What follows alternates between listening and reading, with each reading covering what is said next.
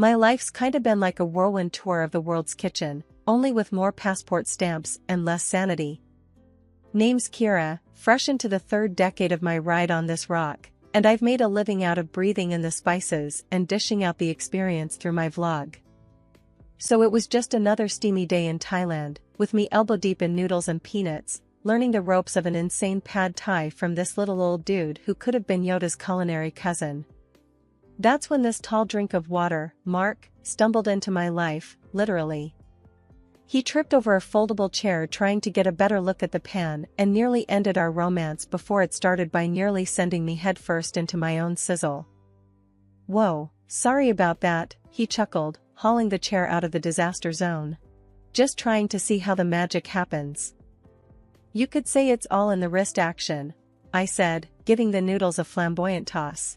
"Careful there, wouldn't want to add roadkill tourist to today's menu." Mark laughed, all easy charm and crinkly-eyed smiles. "Mark," he said, extending a hand once he was sure it was safe. "Kira, the noodle whisperer," I replied, giving his hand a quick shake before diving back into my culinary ballet. And there it was. We clicked quicker than a camera shutter.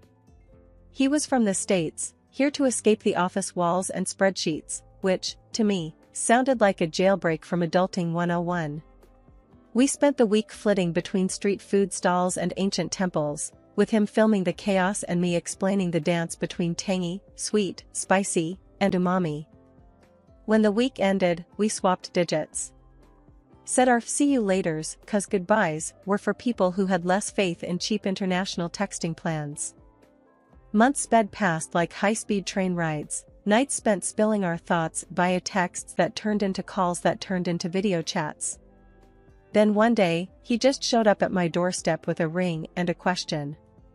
We tied the knot 6 months later. Yeah, just like that. Bam. Married. Things took a nosedive after a while. Forget the lovey-dovey honeymoon phase, it was like we'd skipped straight to bickering old couple mode. I'd be coming home from some corner of the world, my brain still buzzing with the new flavors and faces I'd met, and all Mark could do was hassle me about not being normal. "You know what a normal wife does, Kira?" That's how he'd start, every single time. "She cooks, she cleans, she doesn't jet off every other week." Sitting there at the kitchen table, I'd toss my stuff down and give him a look.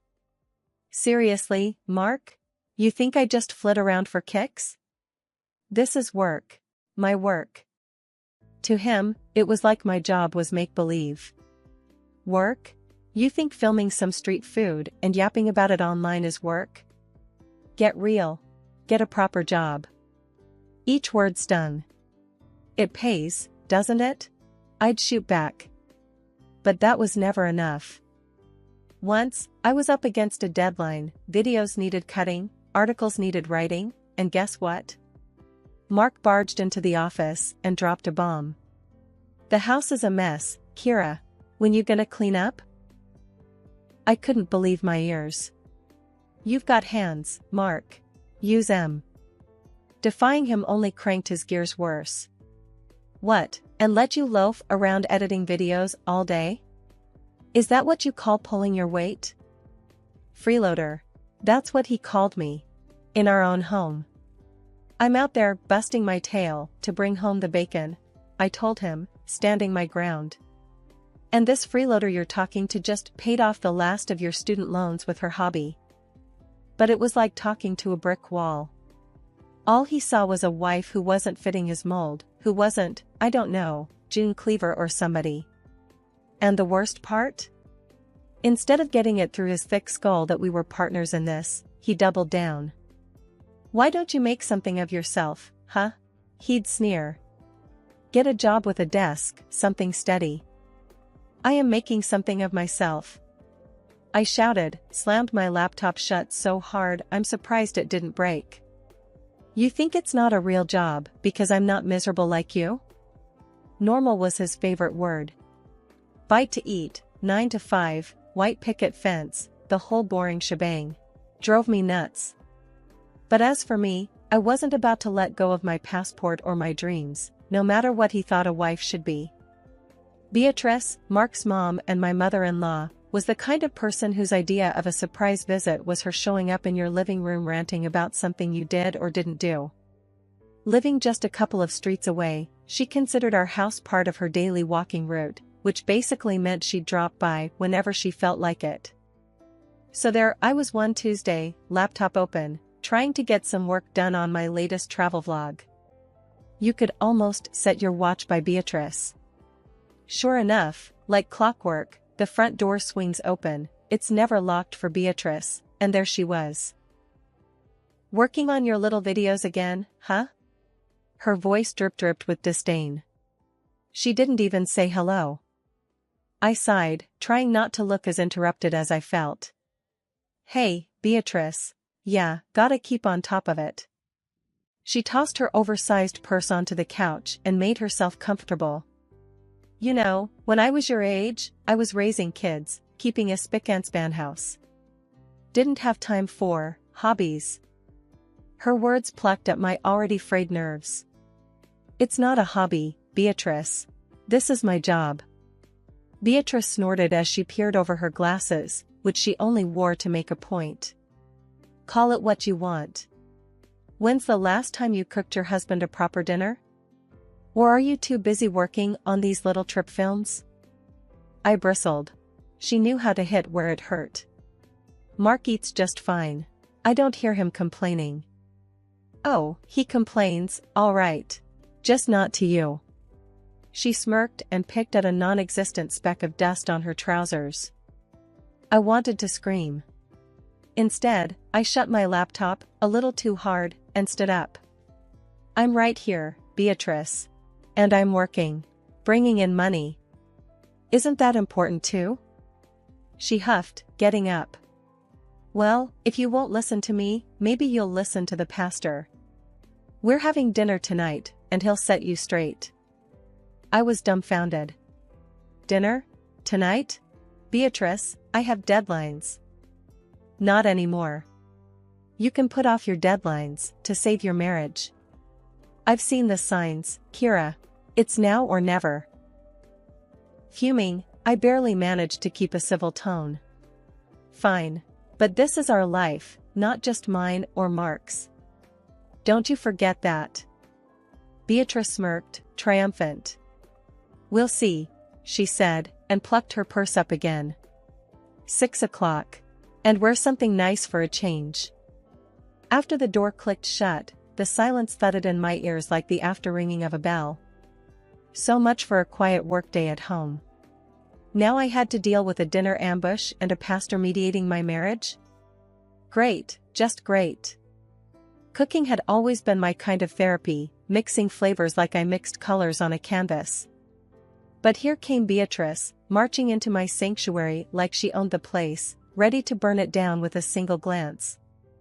That Thursday, I was in the zone, chopping vegetables for a stir-fry, another recipe I'd picked up from my travels. The door flew open and Beatrice waltzed in, all frowns and scowls. "What's that smell?" was the greeting I got. No hello, as usual. I kept the irritation out of my voice, doing my best to stay polite. "Stir-fry. It's a recipe from Thailand," I replied, hoping she'd just sit down and maybe, just maybe, keep her opinions to herself for once. But no dice. "Can't you make anything normal? Real food?" Beatrice scoffed, planting her hands on her hips. I could feel the anger bunched up at the base of my throat, but I swallowed it down, trying to preserve some peace. "I just thought we'd try something new," I said.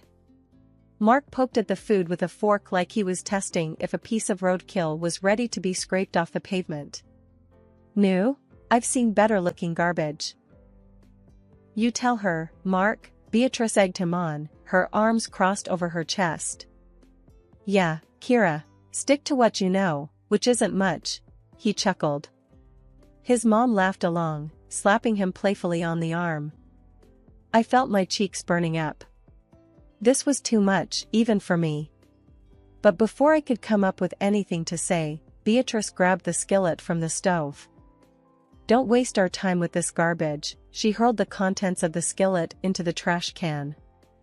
The room fell silent except for the hiss of leftover heat on the empty pan. I stood there, frozen, trying to wrap my head around the fact that the meal I had spent the last hour preparing was now mixed in with coffee grounds and eggshells.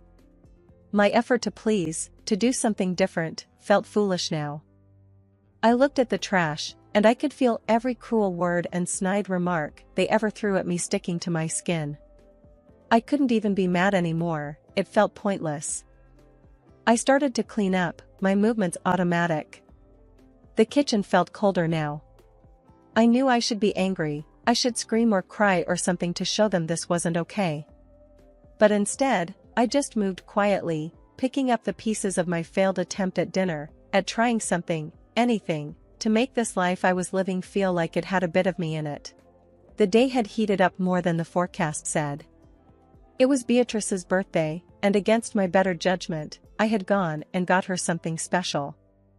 Wrapped the gift myself, this mirror from Morocco, all hand-painted tiles and real craftsmanship. I thought she might appreciate something unique, something not from the department store clearance shelf.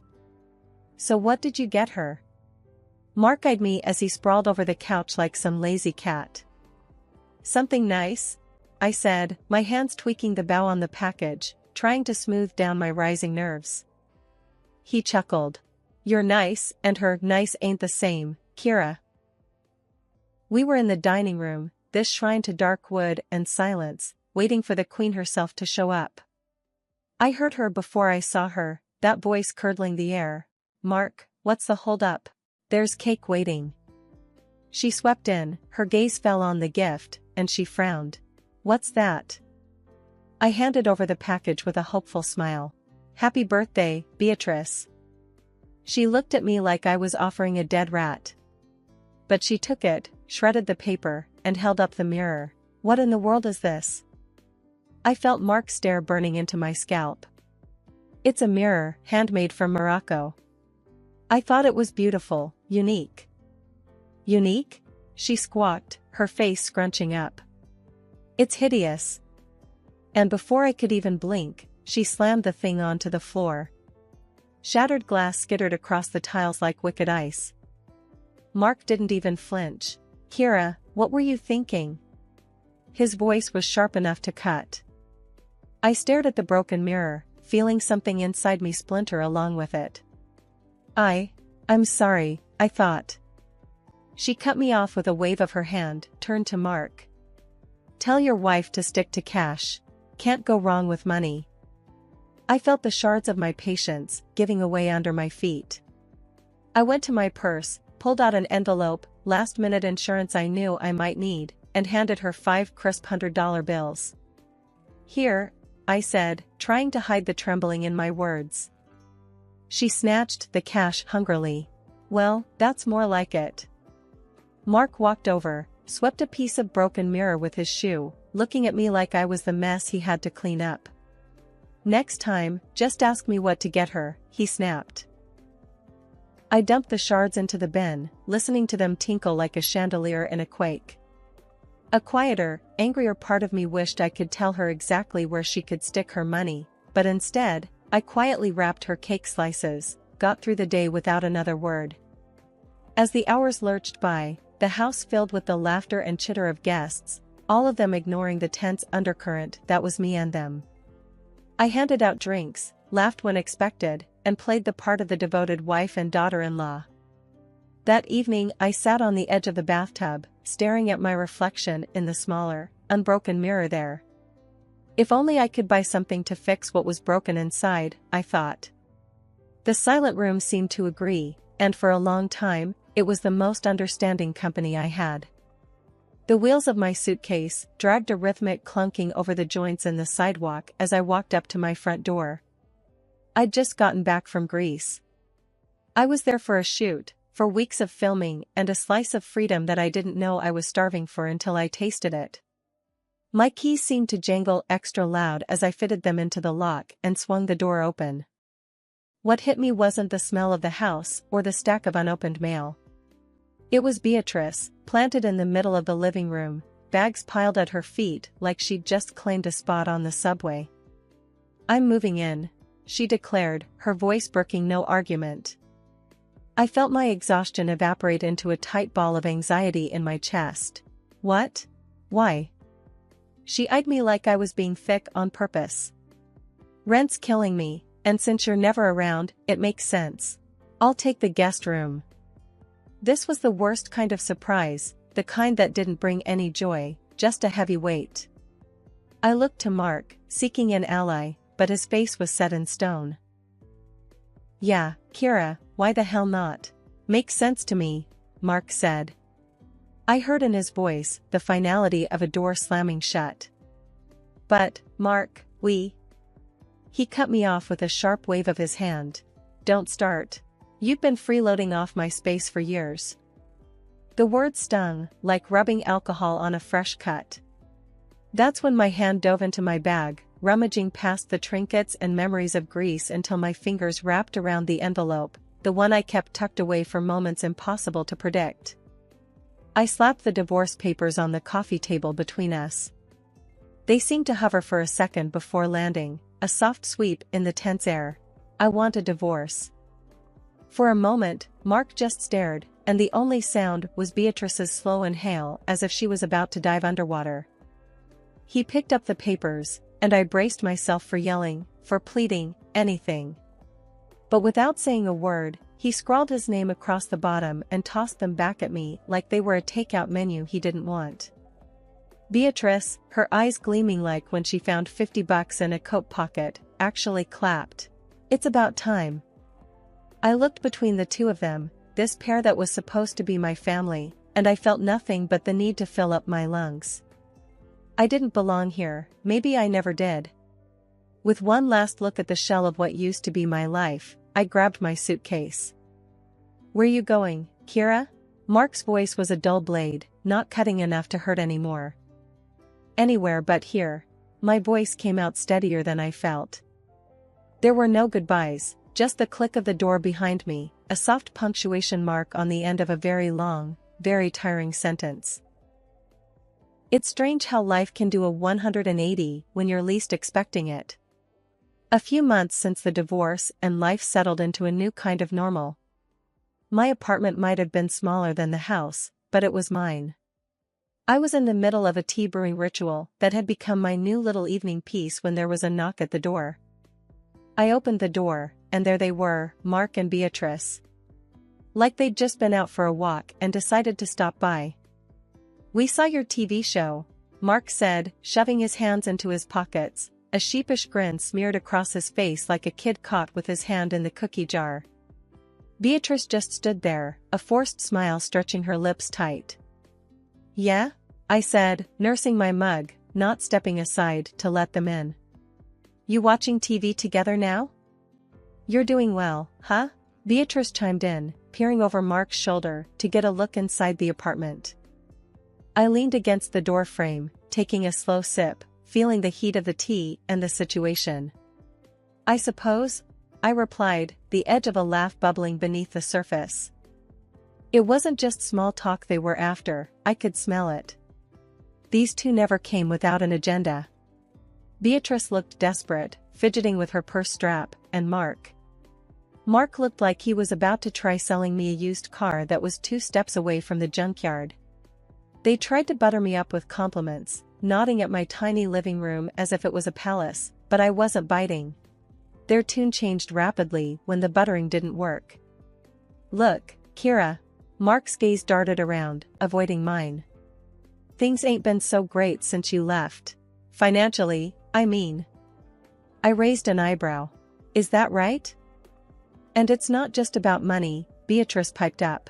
It's lonely. We miss you. I couldn't help it then, I laughed. It was dry and had the edge of years of bottled-up frustrations behind it. You miss me? Well, that's a neat trick. Mark's face flushed a shade of guilt so vivid I almost felt sorry for him. Almost. We just thought, maybe we could start over. I leaned closer, making sure they could see the lack of sympathy in my eyes. You thought wrong. I've moved on, and this? I paused, gesturing to the space between us with my mug. This is me being happy, without the drama, without the mess. You two were the best bad decision I ever walked away from. Beatrice's mouth snapped shut, her face folding into a scowl. Mark just stood there like I'd slapped him across the face. They didn't say anything more, they didn't have to. As they turned away, their shoulders slumped, the door closed with a soft click and I was alone again, my heart pounding a victory march. I turned, pressing my back against the door, sliding down till I was sitting with the mug held loosely in my grip, my laughter ringing out, clear and loud in the empty apartment. Turning the tables never felt so good. My life's totally flipped since the show took off. People can't seem to get enough of me eating my way through the most out-of-way places and bringing back killer recipes. I guess it's true what they say, everyone loves a good comeback story, and mine's being served up nice and spicy. As I sat scrolling through my socials, watching the follower count tick up like it's got somewhere to be, my doorbell rings. Who could that be? I haven't ordered takeout. Lo and behold, there they were again, Mark dragging his feet and Beatrice trying to straighten out her scowl like she's walking into church. Kira, you gotta listen. Mark gets down on his knees right in my hallway like he's about to propose again, which is funny in a sad sort of way. I'll do anything. I'll even clean the house, cook your meals. I crossed my arms, trying not to let my smirk show. Really? You cooking? That'd be the day. And Beatrice, oh, she's got this look like she just ate something sour. Kira, the show's great and all, but family's family. I let out a little chuckle. Oh, I know about family all right. And mine just got a whole lot bigger, a couple million online. They blinked at me, not quite getting it, so I spelled it out. My followers, Mark. They're my family now. And they seem to appreciate me a whole lot more. Beatrice piped up again, with her hands fidgeting like she's trying to pull words out of the air. Kira, we just didn't realize. I cut her off with a little wave of my hand. Save it. I've heard enough. Did I ever tell you about that mirror from Morocco, Beatrice, the one I gave you for your birthday? They both looked at me, puzzled, like two kids who can't remember if they fed the dog. You broke it, threw it on the floor, I reminded her. Beatrice's face fell. Oh, that old thing? I nodded, casual-like. Worth thousands, that old thing. But you wouldn't know value if it bit you in the butt. I swear, you could almost see the cogs turning in their heads as they put two and two together, finally understanding the score. Mark found his feet again, stammering, but we didn't know. Kira, please. I raised a hand to stop him. I've always had money, even when you thought I was down and out. And now, my little TV venture's making sure I've got more than I know what to do with. Mark looked like he was about to pass out, and Beatrice, she was muttering under her breath, something about not knowing. I walked to the door, opened it wide, and stood there. Here's how it's going to be. You two will turn around, walk out of my life, and never come back. I don't need your drama, I've got my own show for that. They didn't move, just stood there gobsmacked. So, I made it real simple for them. Out. Now. And don't bother me again. I got recipes to try and places to see, and none of them include you. Shutting the door behind them, I felt the weight of the world lift off my shoulders. I went back to my kitchen, to my little empire of spices and sauces, to the future I was cooking up one dish at a time. I wasn't really mad, just done. Done with their begging, done with their games, done with anything that didn't smell like success. Or my next big meal. It felt good. No, it felt great. I glanced at my phone again, another 100 followers since I last checked. Yeah, I think I'll be alright. No need to look back when the future's this flavorful.